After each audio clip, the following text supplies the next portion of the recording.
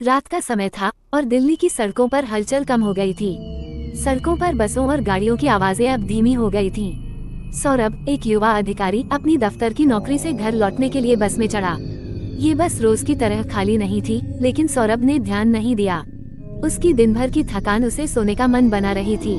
बस में कुछ और लोग भी सवार थे, लेकिन एक महिला थी जो बाकी से अलग लग रही थी। उसकी उम्र लगभग 30 साल के आसपास थी और उसका चेहरा एक अजीब सा तनाव और चिंता से भरा हुआ था। वह अपने आप में खोई हुई सी थी। सौरभ ने उसकी ओर नजर डाली और फिर से खिड़की से बाहर देखने लगा, लेकिन किसी कारणवश उस महिला का चेहरा उसकी आंखों के सामने घूमने लगा। हर दिन की तरह सौरभ उस बस में चढ़ता और उतरता था, लेकिन अब वो महिला बार बार उसकी नजर में आने लगी। एक दिन बस में चढ़ते ही उसने देखा कि वो महिला सीट पर अकेली बैठी थी। सौरभ अपनी सीट पर बैठते हुए कुछ देर के लिए अपनी आंखें बंद कर लीं। तभी अचानक महिला ने उसकी ओर मुड़कर देखा और एक हल्की सी मुस्कान दी। यह मुस्कान बहुत अजीब थी, जैसे किसी पुराने भूतिया दौर की हो। सौरभ का दिल धड़कने लगा। वह चुपचाप अपनी सीट पर बैठा रहा, लेकिन एक अजीब सी खामोशी बस में फैलने लगी। जैसे ही बस ने एक मोड़ लिया, महिला की उपस्थिति और भी तीव्र हो गई। सौरभ ने देखा कि महिला का चेहरा अब कुछ बदला हुआ सा दिखने लगा था। उसकी आंखों में गहरा शून्य था और चेहरे पर हल्की सी सफेदी और लहूलुहान धारियां थीं। उसकी उपस्थिति सौरभ के लिए भय का कारण बन गई। रात का समय और सौरभ का अकेलापन इस अजनबी माहौल को और भी भयंकर बना रहा था।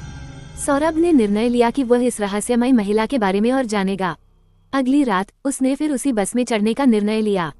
जब वो उस महिला के पास पहुंचा, तो महिला ने अपनी आवाज में कहा, तुम मुझे नहीं जान सकते, मैं तुम्हारे पीछे हूँ। सौरभ डरते हुए पूछा, तुम कौन हो? महिला ने धीरे धीरे अपनी कहानी बताई। उसने बताया कि वह एक दुर्घटना में मरी थी और उसकी आत्मा बस की इसी सड़क पर फंसी हुई थी।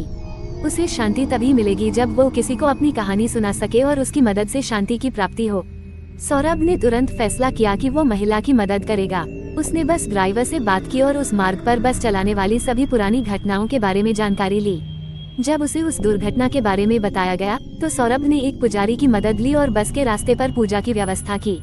इसके बाद अगली रात जब सौरभ फिर उसी बस में चढ़ा, तो महिला अब उसे परेशान नहीं कर रही थी। उसकी आंखों में शांति थी और चेहरे पर एक हल्की मुस्कान थी।